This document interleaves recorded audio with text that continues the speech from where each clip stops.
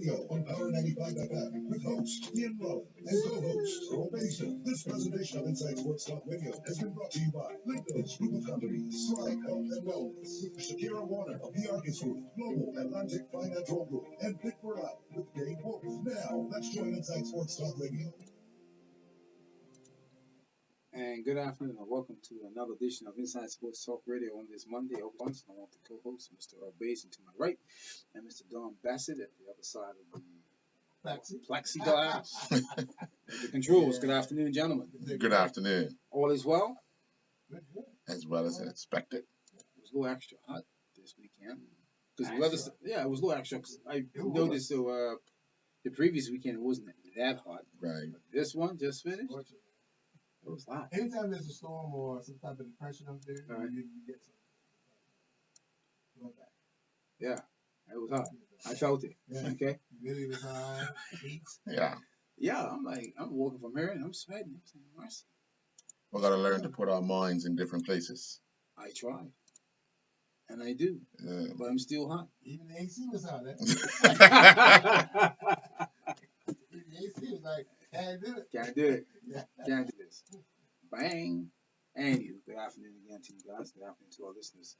Just want to let you know our guest for today will feature a few people. We have Don Moreno, president of the Bermuda National Athletic Association, Calvin Blankendale, Bermuda Cricket Board, Mr. Dave Wolf, with Fit for Life, Dave Wolf, his fitness program. He'll be joining us today. Mr. Gavin Mendes on tennis, Tanika Wild Child Gibbons. Give her insights on how she is a big sports fan, lives a lot of sports, just what it means to her with COVID-19 impact that has played on sports. Because she covers a lot of sports, supports Bermuda in every aspect of that. And of course, Mr. Peter Dunn, the president of the Bermuda Bicycle Association, he will give us an update on the big upset this past weekend in the Bermuda Bicycle Association. It's only an upset to the people that only view the sport every once in a while, Really? Yeah. Oh. Yeah. What happened there?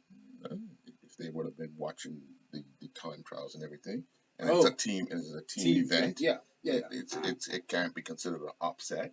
Well, I'm just going by the reports that I heard that they write. That's what they put in there. That who wrote? Mr. Peter Dunn. Oh. Yeah. Oh, okay. So, well, he'll give his insight on what's happening this past week. See what's up. Did you cover? Yeah, I was there. Yeah. Yeah. What was it on your side of it? They broke away. They Buddy had the eye on the trio of Connor White, Dominique, and Kidd. When Tyler and the other gentleman took off, right. They allowed him to go. They actually secondly when they came across where I was. Right. The next time they came across, it was down to 35, and the next time it came across, 3. But obviously, Tyler had still a lot left in the tank, and actually increased the lead on him, even though he was riding by himself. Wow. Yeah. So, I mean, it was one of those things. It was funny enough as well. In the women's race, Caitlin Conyers had a lead on the chasing pack going up the causeway, and then kind of just decided, you know what, let me just wait. And she allowed the pack to catch her. And then, no, she just rode with them. And then, in the end, Roseanne made the move, and obviously it paid off for her. So it was especially if you're watching it out on the course, you almost see things develop. It's very hard to be at the finish line and not see any part of it, of the breakaway, where the gaps are made and so forth. You just see it when they come back, kind of thing. And, it's one of those type of events where you have to see the entire course. Or see, where I was, I got to see them twice. And that's where you saw it. That's where I can see where the gap was and how they closed it down, where the pack was, and, how they managed. The first lap, the five people went off early. And then a group tried to bridge over to them, but that failed. So they just decided, you know what, let's just remain the chasing pack kind of thing, and if something happened, then it happened. If it didn't, then, but then obviously Tyler and I keep forgetting the other guy's name, but they kind of just put in a shift and it worked out for them. Obviously, there's no way Caden's going to chase down a teammate of his Right. because you just don't do that. You know, if Dominique or Connor would have gone, um, then yeah, you have to kind of go. But Dominique also had a rider out front as well. So I'm just gonna sit here and sit here and sit. I'm not gonna take Connor to that challenge. You know what I mean? So It's you against just teammates. yeah, my teammates out front. Why would I be the one to challenge? Let him go. You know, just let him go. And he ran and he kept going and he kept going. And it's one of those tactics. It's like go until you can't go no more. But if you're feeling good, then the race is yours till it was. Yeah. Wow. It's amazing what these guys do. They're all mornings cycling. I'm going into town. Right. All right, so I'm cruising wherever. I think I'm going fast. At the helm, hey, hey, and then shoo, shoo, shoo. It's amazing when you Is hear that these songs. Is that a bike? Motorbike? Oh no, it's a paddle bike. But it's funny because there's a lot of people out cycling weekend morning, especially Sunday mornings, right? So during the race yesterday, there was a guy riding. He was riding west. So here comes the pack. So I said, hey, just keep an eye, just stay left, right? Just stay left. He turned around, got off, stopped his bike, got off, and let everybody go. He said, ain't nobody gonna see me. Swallowed up and spit out in the back of this group. I'm gonna watch it and let and then everybody go. Yeah. Smart move, boy. Smart move. Yeah, smart move. That's cool. But I'm sure that says, you know what, I wish I could go that fast and then just get up and try it, right? It's a lot of hard work and dedication. It's that consistency for that long. Yeah. Doing that speed. I mean, for them, like you say, you see them every morning. So these guys are training every single day, you know, in anticipation of a race. And obviously, a road race is a lot different than a time trial because a time trial is individual, you're out there by yourself. But when there's a road race, it's many more tactics in it. And anybody that's out on the course can see the tactics when you know what you're looking for.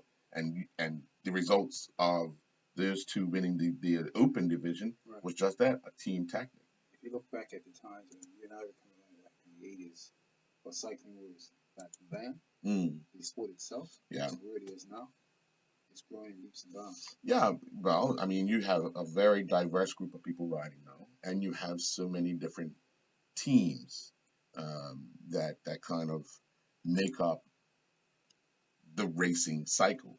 You know what I mean? So even the youngsters learn in the different divisions. You learn that if your teammates out off the front, then and if you're one of the top cyclists, you're not going to chase your teammate down.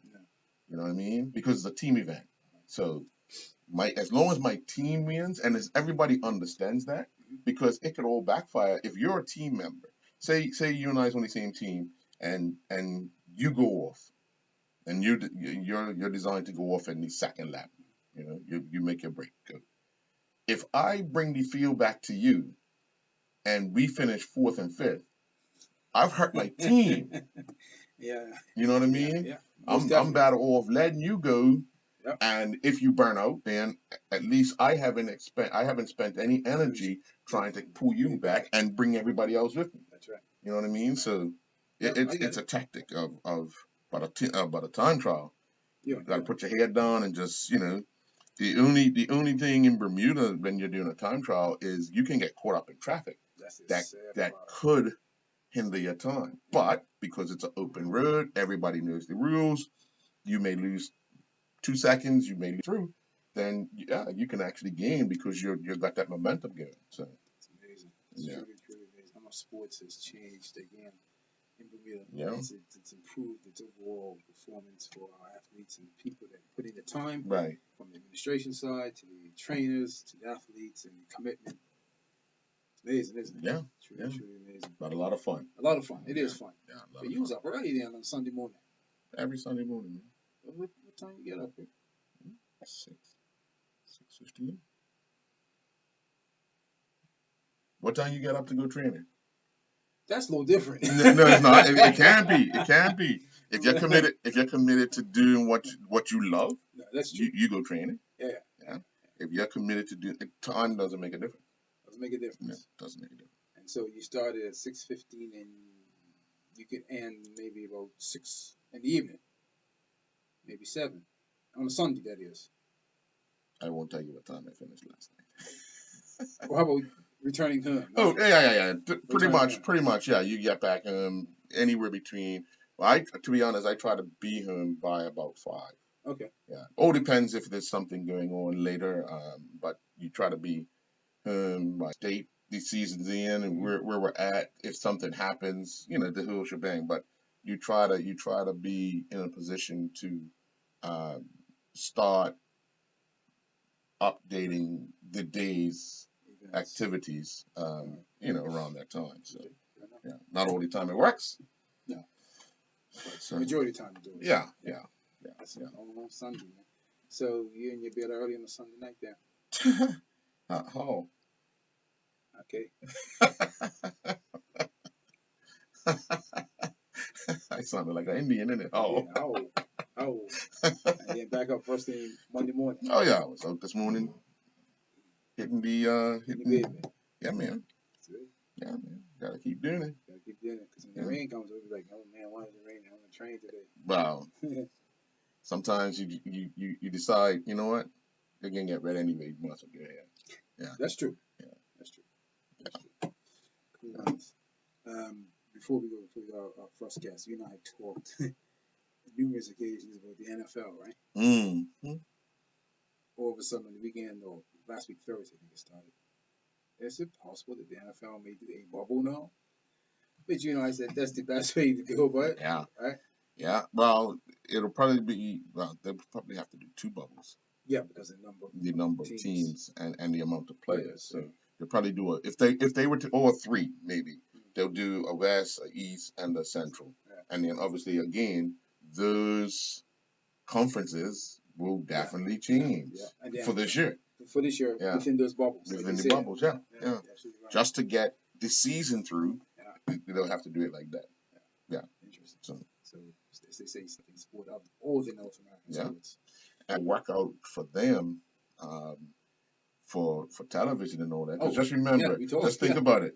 If the West Coast took Friday, the Central takes Saturday, and the East takes Sunday, you have right. You have 3 games a day, right? In those divisions, right? Television's covered. No, you're right. As you see in the NBA, yeah, you've got TNT, ESPN, ABC, right? Yeah. And I think the ratings are higher than they anticipated. Yep. Right. People are craving for sports. Yeah. You just have to figure out a way to do it and do it in a way which meets the need of the customer of sorts. Yeah. There's a lot of people upset about even the U.S. Open going on, getting ready to get started next week. But if they do it in a way where it meets the customers, needs, it's gonna work. The sponsors are being agreeing with that. Yeah. So that works well. Yeah. Okay. Well, we're going to take our first commercial break, and when we come back, we will speak to the president of the Bermuda National Athletic Association, Donna Rayner.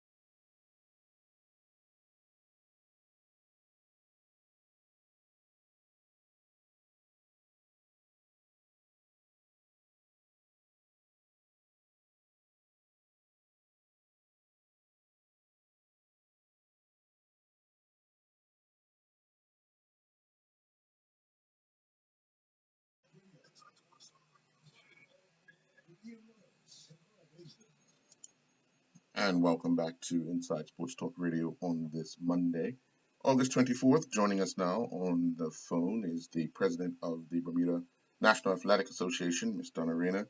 Good afternoon, Donna. Good afternoon, Ian, and good afternoon, Earl. How are you? Well, doing wonderful. Obviously, there's a lot of developments happening behind the scenes for the sport of track and field and athletics. We've seen quite a few updates. One of the things I did see just last week, I believe, was the World Athletics Age Group Championships, and they put the dates in of eligibility, and that was 16 to 19 at the end of the year. Speaking with the president of NACAC, Mr. Sands. He's indicated that you guys have a meeting to decide Carifta. I know everybody's waiting on that. What's your thoughts on it? Well, we had our first meeting 2 weeks ago, and it's interesting because you guys were just talking about sports in a bubble.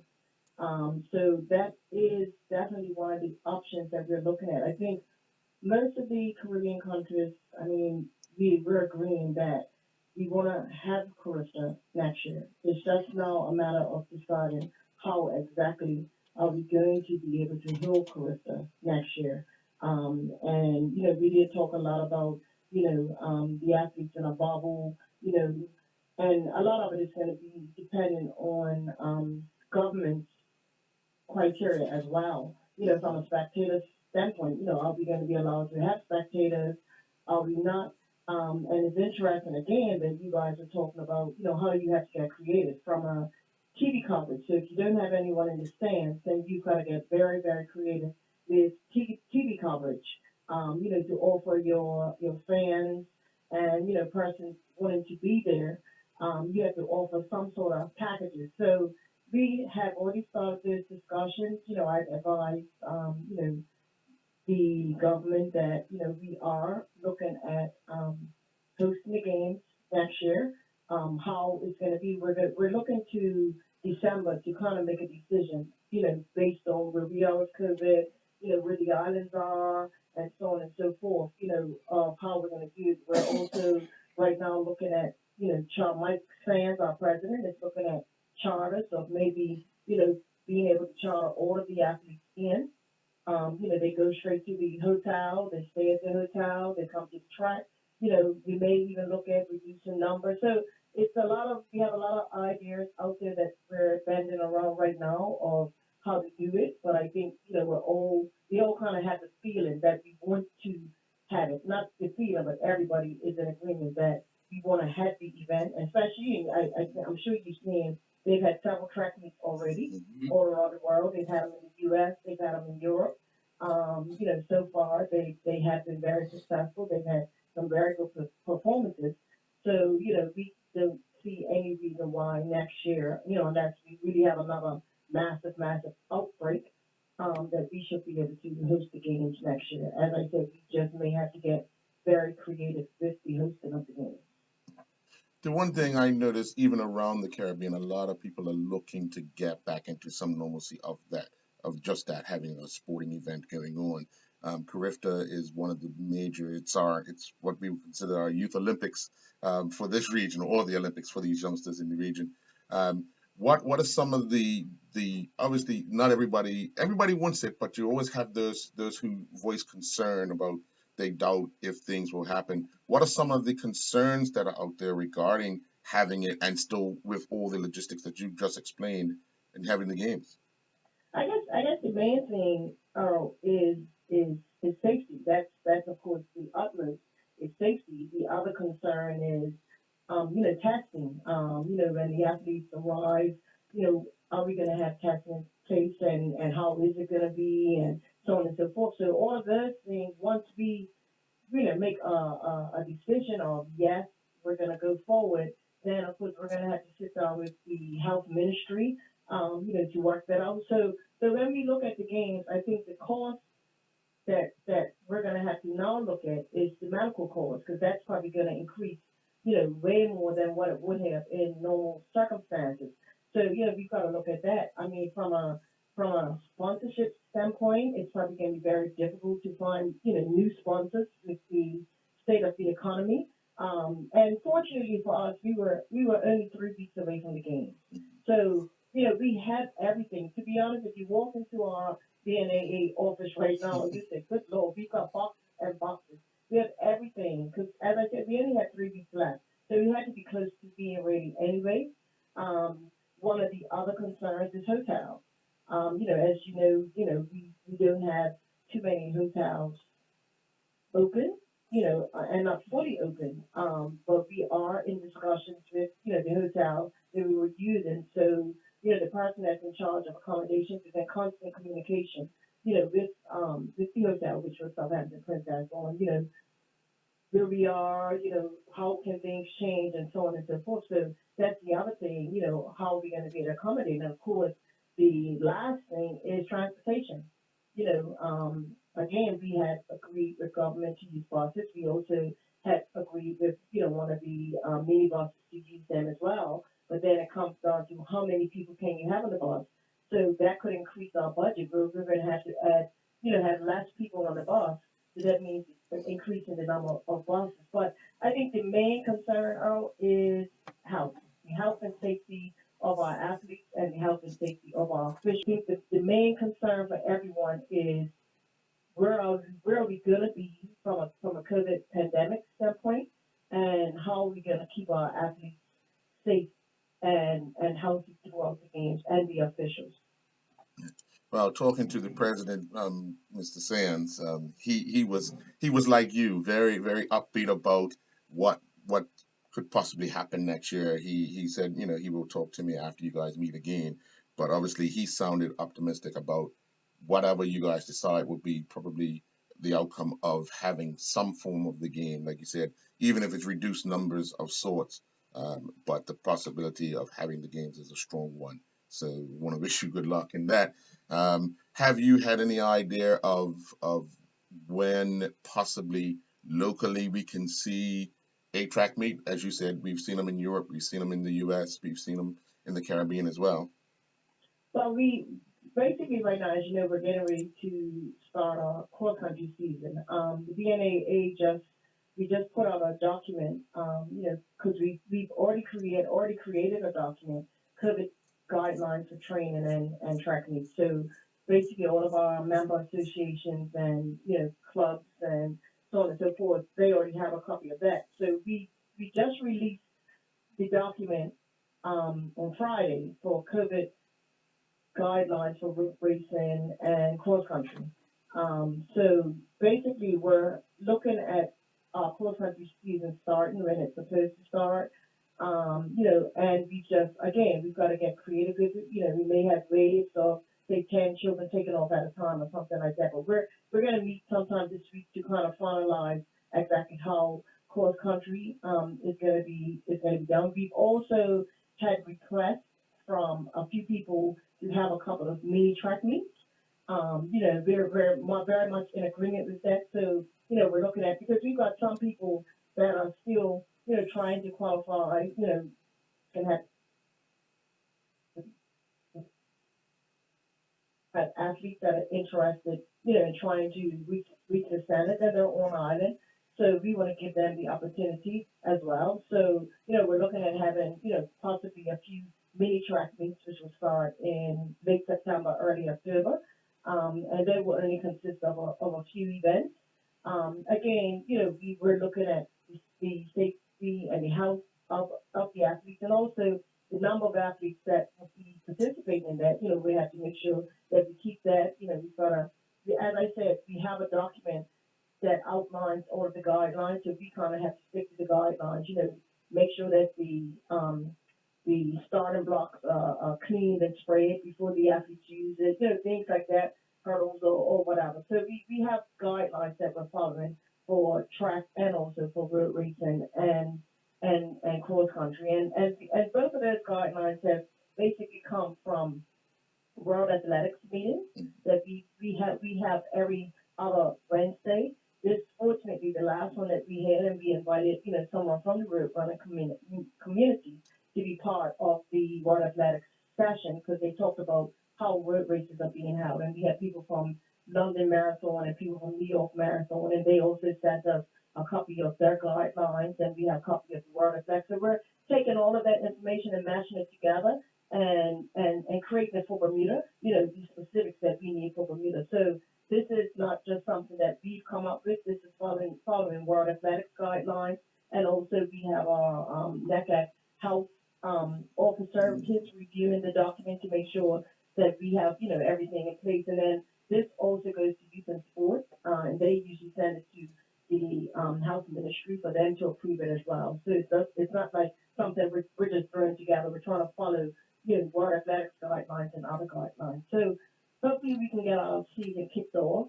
You know, with the cross country, I know, you know, schools are looking at having their Labor Day race, and you know, we sent them the guidelines and so on. And as I said, a couple of maybe track meets, also to start preparing the athletes. Because I know some of the Caribbean countries have started preparation for their athletes for Caribbean. So you know, we've got to get going on that as well. Donna, you've been in this sport your life, right? Much has changed as an athlete when you were an athlete. Much has changed when you're administration side, and more so most recently as the title as president. Of course, we can't control COVID-19. Obviously, if you get the vaccine and things that sort, that'll be a different story. You mentioned earlier that Bermuda will still host the event next year, and possibly this may be under a bubble with spectators, with not spectators. An announcement will be made in December. Once that announcement is made, it will be full throttle going forth for 2021 then, for Bermuda to host the Carifta Games. And you mentioned also that numbers may have to decrease because of COVID-19, correct?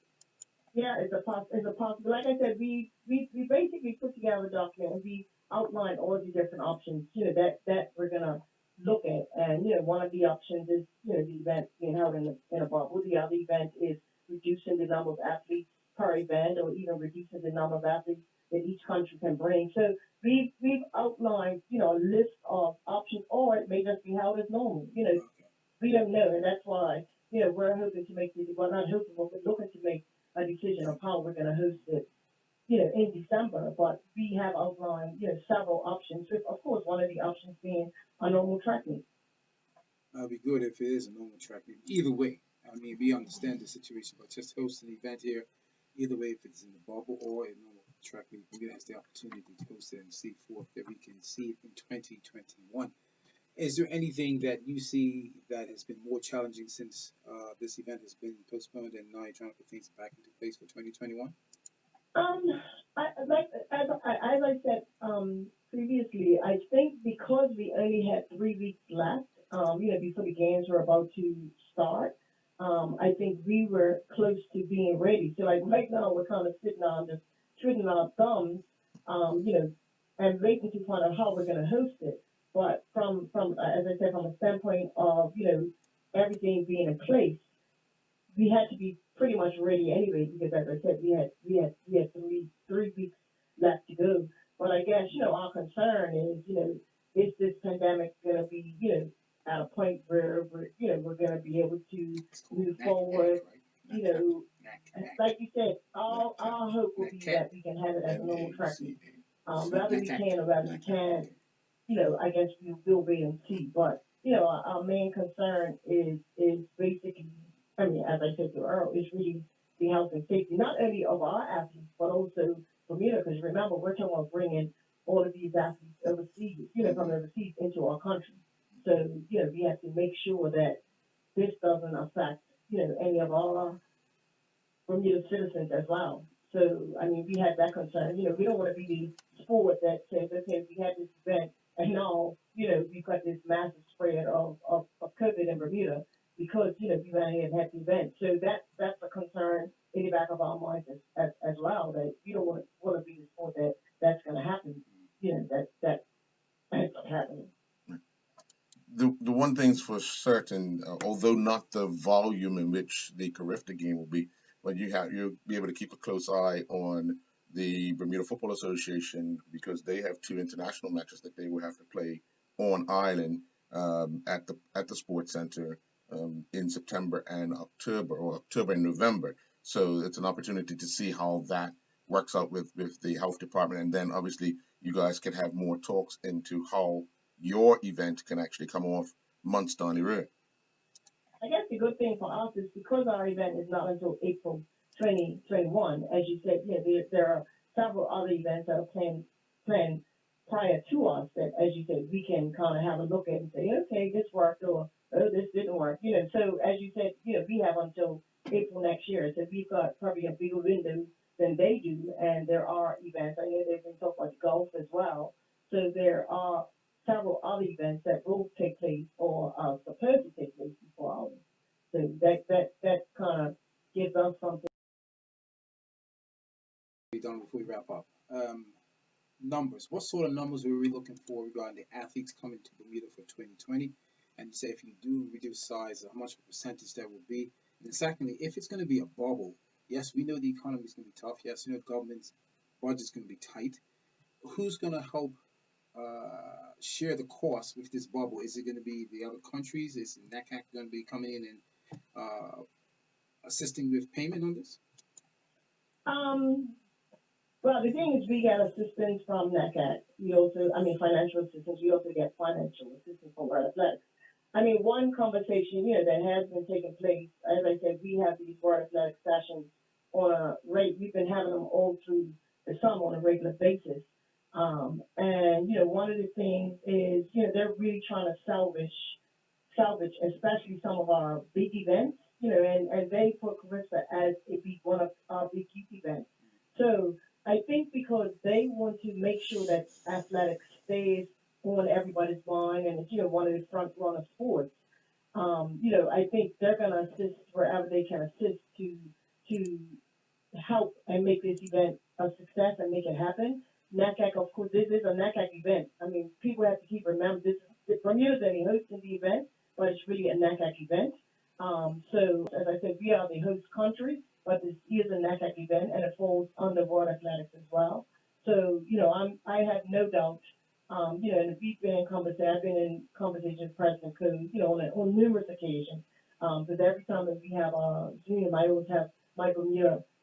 So, I think I think everyone's going to chip in and try to make this a success. If we decide that we're going to go forward with it, I think, both problem, it's going to be, we're really going to have to focus on TV coverage, and I think that's where, World Athletics may come in and assist. But, it's going to be so many moving parts if we do it like that. Like you said, and you said previously, we've got to think of the spectators and how we could make this up being say for example a meeting in a bubble and be really, really focused on TV coverage. This could really that people are craving to watch sporting events. And so if we do it right and we make sure the coverage is out there, be it TV, be it, Facebook, internet, whatever, then we can get coverage that we've never had before. Would have been here this year. Coaches that are in that, I think we had about 14 of them that were coming in. So I think all in all, if the numbers were to stay, would have stayed, as to what people put in for their when they put in their pre numbers, we were looking at around 800 athletes. So what it sounds like then, 800 athletes plus officials and administrators, 1,020. Wow, that's yeah. Nobody knows what this pandemic is gonna do. I know some of the countries, for example, been solar systems. So hopefully something happens between now, now in January or something that gives us a positive like good trade. Yeah, stop calling Earl. I'm just kidding. Any final comments you want to add, Donna, before we wrap up? No, like I said, just tell everyone to stay tuned. I know we still have persons that have purchased tickets for the games. Tell them to leave. We're definitely got high hopes that it will take place. And I think the reason we do is because they have had track meets around the world. And some of these track meets have been normal track meets. They haven't been like, every other lane or things like that. They've been normal track meets, and they just had a track meet yesterday. They had what, 15, 16 men running the 1500. So, they have been normal meets, just not, many as we can to make it happen. Well, thank you very much, Donna, for bringing us up to date. The president of the Bermuda National Athletic Association. It's quite good. A lot has been done behind the scenes, as Earl mentioned earlier. So I'm sure we'll be reporting back to you. This is August, probably another month, month and a half or so, and give us another update on how things are going. We will keep you up to date as we normally do. Thank you very, very much. Enjoy the rest of your day. We'll take a commercial break, and when we come back, we'll speak to Mr. Calvin Blankendale of Bermuda Cricket Board.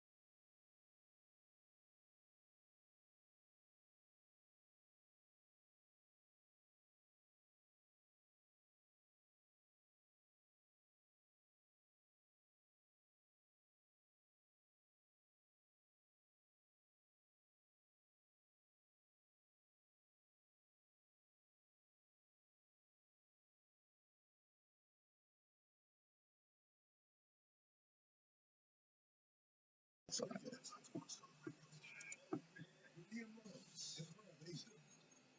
And welcome back to Inside Sports Talk Radio. Again, I want to thank Donna Rayner, the president of the International Athletic Association, bringing us up to date on the Cricket Games 2021. A lot has been done behind the scenes, though, and she's still alive. yeah, I think the good thing is that they have a plan to start the season locally. Oh, yeah, domestically. And I think people will get more comfortable and confident in the actual Carifta games once they start seeing how things are put in place domestically to ensure that events are held and held in a safe environment, and they have all the necessary, requirements in place to host it. So, I mean, yeah, I mean, they were having last year. They were having many track meets, so they only have a handful of events, and then so I think having that already in their arsenal will only help. So, yeah. Okay. Well, joining us on the phone now is Mr. Calvin Blankendale. As you know, the cricket board was the first ones to really follow the new protocols with health and safety as they brought cricket back in the T20 format. Good afternoon to you, sir. Mr. Bates and Mr. Bassett and all the general public. I trust all is well with you now that cricket's up and thriving well and doing well every Saturday and Sunday, playing double headers here, there, and ever. You got these athletes who are training and then going to games, playing cricket. Some guys are doing gyms in the morning on a Sunday morning and they say, oh, I'm going to play cricket. Sanitizer, wearing a mask, and the government has set those guidelines, some which are sometimes stringent, but we have to say, hey, they're there for a reason to keep us safe and to keep our economy growing and going, and also to make sure that our hospitals are able to take care of those that need it, the sick and the elderly, and if we can avoid COVID being having a major impact on our medical infrastructure, then that's what we do for. Okay, what's the response been like from the players now that you've been in the groove, I should say, for the last 6 weeks again? What's been the response from them during this pandemic time? The players, some were hesitant in the beginning to play because no one knew what was going to take place. We weren't sure what the impact would be with social distancing, even playing with your teammates. But now they see and they understand that if they just follow the basic protocols and we have the hand sanitizer to put in, they bring it as well. Not sharing beverages and basic rules, trying not to share any clothing or attire. And even when wickets are falling or runs are being made, still the social distance as much as possible and less handshakes on the field, and everyone's just complying, arriving to the matches earlier, respecting the umpires. All of that plays a major role. There's less congregating of players in a huddle formation if something goes wrong. So, small steps, but everyone's doing it because we need to do it. If there's no cooperation, we have incidents, occurrences, but on a whole, cricket has been quite. What's it like going forward now? We did talk about some international events that were postponed or going to be cancelled, but has anything changed since then we last chatted? So we have 3 more rounds to be played, I believe. There's an additional round which was not listed in our schedule, but that's because the first division has 7 teams, so there's a playoff format to get it down to 6 and then to a final. So that will be on Saturday 3. So the games will be played on the 29th of August on Saturday, and we'll see two First Division teams on the Sunday. Internationally, we just held a meeting with the T20 qualifiers and the U19 World Cup qualifiers next year, and possibly the Cricket World Challenge League Division 2, which Bermuda is in 50 overs on one day. I'm trying to play that as well, but that doesn't mean that Argentina or Brazil or Cayman or the United States or Canada are as safe as us. So, how can we go to one location that's different from Florida or Miami? And then Canada's different from the US, and then in Brazil, you're on lockdown, and governments deal with it differently. In Argentina, they're not able to move from city to city, and in Bermuda, we're able to move around and play cricket and do as much as we can on a regular basis. And how do they come to us if they're not able to travel and play? And can they come, and are they able to enter the US, or are they on a quarantine list and they have to get into the US and then come to us for 14 days? So it's a lot. So imagine the best thing is in England series and they were in a bubble. Little Bermuda and Cayman, we do not have those finances to have players somewhere for 14 days or 21 days prior to an event and then play for a week and then do that. We're amateurs, so we want to play the game, but who knows when it's going to be done. But one thing that we can prepare, and we are playing cricket.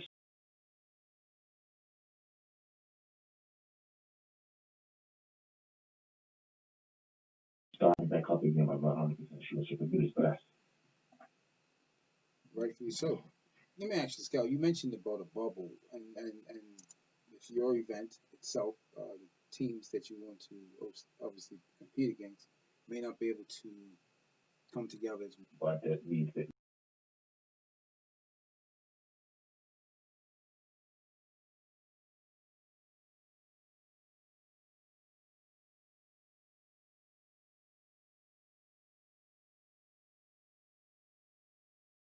you would have to get the approval from the government of Bermuda and the Ministry of Health. Canada has also, made a proposal, verbally that they could be considered to be able, they cannot travel, or if the results are back, I believe, in 24, 48 hours. Other places it takes a week. Some places are not being tested because the infrastructure is not there. So when we're talking about cricket, it's important, but the fact that we don't have this high COVID rate numbers, that's more important than anything else. Cal, what conversations has the board had with the Bermuda Football Association in regards to the way you guys went about getting your season underway? Yeah, as a group, because we've been in season to actually have experienced the pandemic and how to restart sports through cricket. So we've shared all of the information, all of the documents that we've collected, our leagues and managed time. If the PFA is able to start their season, which should be shortly, that the opening rounds of their games will not be on the dates of our end of cricket. So that means the general spectator and the players that play both sports will not have to make a decision. And going forward, we are doing that as well, but we're trying to start our season and not have an impact on their season and the season next year. So it's in good cooperation. Which is always a good thing because, as you know, that several people play both sports, and it's kind of question at the administration level to work that out. Yeah, I mean, both sports have challenges. Both sports have a wealth of information, and both sports share talented individuals on an administrative level or as on an athletic level. And I think if we cooperated in the pandemic put a stop to that anytime it's a football and cricket club, well, first cricket and then football club. So the relationships I built in sport through football, they transfer all the way to cricket because it's the same directors, the same executive members, presidents, any of the coaching staff changes sometimes, and sometimes it's the same place. So when we are speaking and not looking at it as a personal matter, so that's great. Outside of that, it's a lot longer. It's a lot longer than like it's like 7 hours, even if it's T20, like 2 games back to back. Gates open up at 10, so I'm trying to get there by 10 to do some social media, and if I could make it to the end, I'm leaving at about 7:30. And football, 3 o'clock, 5:30, I'm going in. I'm learning that I have to be patient and get up a little bit early for cricket. you're doing Good job, man. Keep it up. And trying. And then I do want to speak on some other aspect. Cricket still has its challenges, just like everything else in Bermuda. We have great teams, great clubs. We have clubs that have their challenges. We have spectators that love the game. We have spectators sometimes that they're so passionate that they forget that it's not. It's just take it easy and just like any other. And I guess deal with them immediately. And all that we want to do is say to both the players, clubs, spectators to say if you're a player, come to the game, respect the umpire, play the game. If you're a spectator, come to the game and enjoy it and respect the umpire and coaches of each team, any manner that you can. And with the media, just try to assist us by reporting anything that you see and we continue to share those parts of the story. But the game doesn't belong to BCB, it belongs to Bermuda. And Bermuda's part of the cricket world. So anything that we do is global. So just want to remind everyone of that. Kratos, any final comments you'd like to add before we wrap up? Are you refereeing this year? No. I don't think my buddy could take that, to be honest. I want to wrap it up. Yes, I want to say a few things. Give me 2 minutes. One board. So that's fantastic for us and also for the clubs and corporate partners and government of Bermuda. We had a semi-AGM. The Bermuda Cricket Board has done its job. And then most Russell Richardson. They've been leading the under-19s and they've been able to play as a team in the first division, but also play their program this evening. So on behalf of the Cricket Board, we want to thank everyone that's been involved, from the players, the parents, and the coaching staff. And we look forward to bright future in cricket today and to be respectful, even when the results haven't gone their way. They've actually, showcased how the game should be played by their conduct. On and off the field. So I want to definitely thank the under-19s, and that's the future of cricket. And if we receive them positively, they will stay in the game long, and we will get back to a decent standard, a little bit higher than where we are. And outside of that, we're doing around on social media. You can follow interviews, you can follow the game. It's being streamed live. And I like to speak things into existence. So we're trying to get our games recorded or stream live of audio. So hopefully by the end of this season, we would have a trial or a pilot of having a game stream with audio. So we're bringing the game closer into the household, especially for the seniors that are unable to come to the match. And I guess the last remarks would be thanks to the government of Bermuda and the people of Bermuda for allowing us to play cricket all year round. Well, thank you very much, Mr. Blankendale. Keep up the good work, you and the organization, and I'm sure we'll have you on as you wrap up the season. I've been cricket board on and anytime all sports to us, Mr. Robinson, Mr. Davis, Mr. Bassett. Have a good day. Thank you, and we'll have to. The members on and Mr. Peter Foot, but I'm trying to get them online, and I will definitely have them on in every one. They're credible individuals. They have a lot of experience and knowledge, and I'm quite certain that you real cricket listeners out there want to ask them direct questions to this young man that have all the experience. Okay. Thank you very much, sir. Okay. All right. Cool. Wow.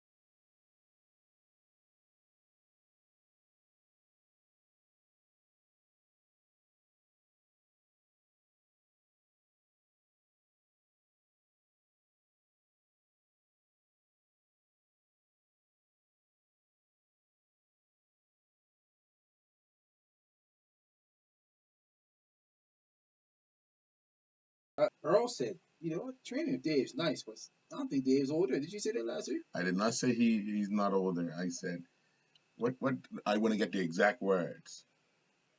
You put words.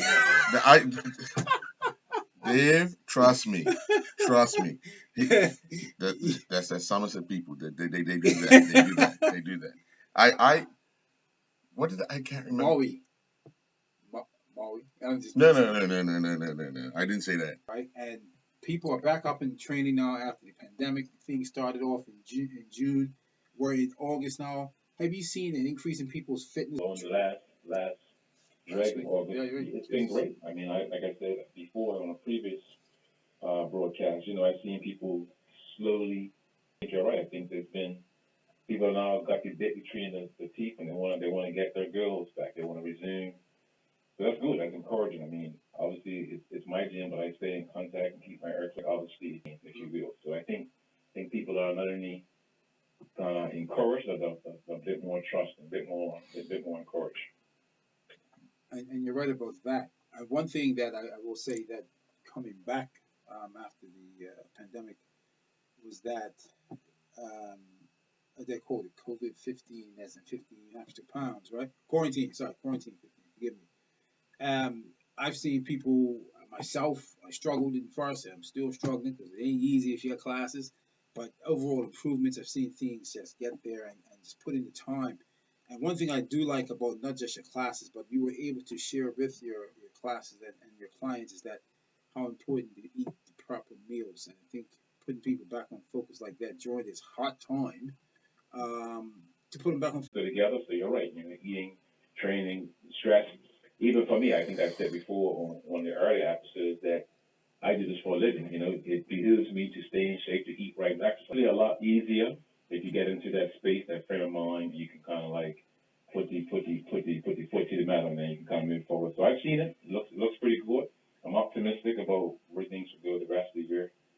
This is when September kicks in. People are usually sending their kids back to school overseas, or starting school for the first time locally, primary school, or moving on to middle school and so forth. But they start to pick up their training because it's not as hot. The heat is not there, but they're taking that now because of what we've been going through this summer. What do you? True for me, how we put together a class, how we able to get people in, get them out safely. Just keep adapting, and I think that's true for any business. I mean, the benefit of COVID was time. We all had time. Now, what you did at that time, that's on you. If you were able to figure out, restructure, your business model, or maybe and figure out, how to do things different. I just thought about it. I really sat down and tried to use the time and figure out how they're going to work, how they're going to get in, how they're going to get out, how they're going to manage them. So it's been a lot of thinking and a lot of adapting.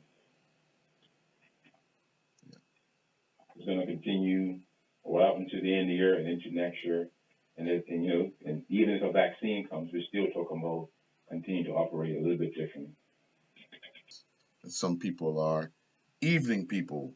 That what would you recommend he or she does in between knocking off and starting to train to make sure that they're fully prepared and not burnt out? And then after training, what would you advise them to be doing to ensure that they're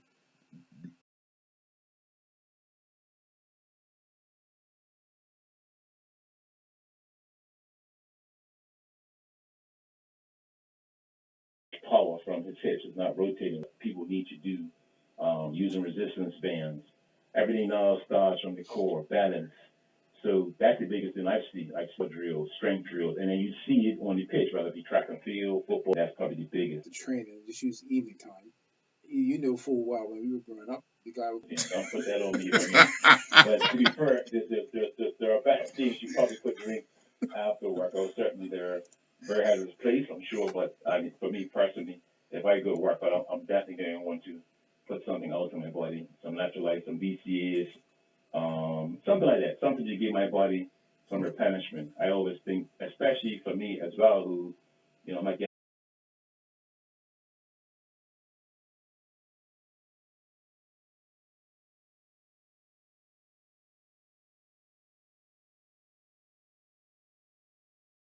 and keeps me motivated. Thanks a lot. I appreciate the opportunity, man. Hey, we love having you on, man, because we're learning knowledge from you, and you share this important stuff that's very, very important. We're going to be young just like you know what I'm saying? I appreciate it, man. Stay ready. Yeah, that's it. All right, take care, and I'll see you tomorrow morning for more pain. You heard, bro. Can't wait. I'm sure you can't. All right, take care. We'll take a commercial break, and when we come back, we will speak to Mr. Gavin Mendoza.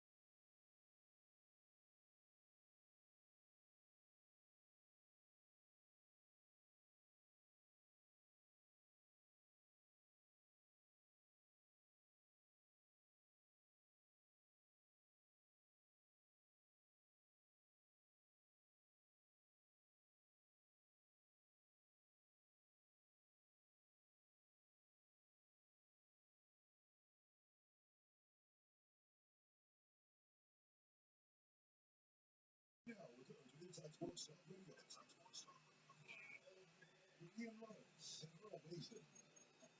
welcome back to Inside Sports Talk Radio. Just want to thank Dave.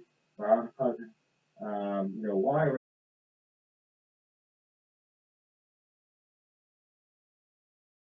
spending time with the Bean family. It really puts a lot of things in perspective, spending all that time with them and having the baby girl just to look at things and appreciate it a little more because we're not going to be here forever. Kevin, have you had any talks with any other clubs that could possibly pick up the mantle of having tournaments becoming creative as well? Yes, definitely had some talks. Some of them were before COVID, so I had spoke with Romar had spoke about doing some collaboration.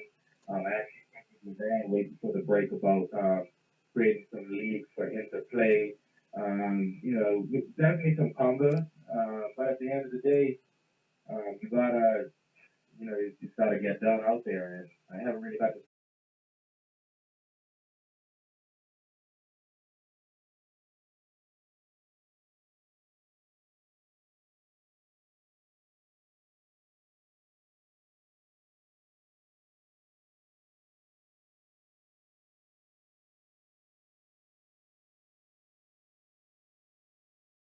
Talk Radio with Ian Rollins and Earl Mason. And welcome back to Inside Sports Talk Radio. Again, I want to thank Gavin Mendes, MTN Tennis, for sharing some information with us. Of course, been on excellent doing tennis and tournaments during the summer.